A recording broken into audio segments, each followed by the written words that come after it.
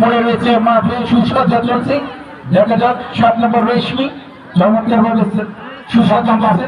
ক্লাসিং মার্মা একমাত্র ঢাকা জেলা দলের জেলা বছর প্রাথমিক পরিচর্যা করছেন এবং তোমার পক্ষে কে তুলছেন অবশ্য ওখানে রেফারি আকাশ রয়েছেন। তিনি অবশ্য জানাচ্ছেন যে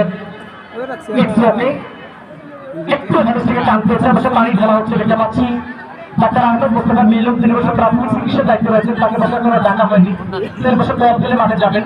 অবশ্য গুরুতর কোনো রকম সমস্যা হলে এটা কিন্তু খেলোয়াড়ই অনেকটা প্রাথমিক সুসজ্জা করে থাকি। যখন তারা সামলাতে পারেনি তখন কিন্তু যারা ডাক্তার রয়েছেন তারা কিন্তু মাঠে চলে যায়। যাই তিনি বছর উঠে দাঁড়িয়েছেন। এখন দেখতে পাচ্ছি আজকে 1,000 দর্শক অন্তপক্ষে 7 দর্শককে ঠান্ডা লেগেছে। কথাবার্তা একটু কম হচ্ছে, আওয়াজ কম হচ্ছে, একটু আওয়াজ দিবেন।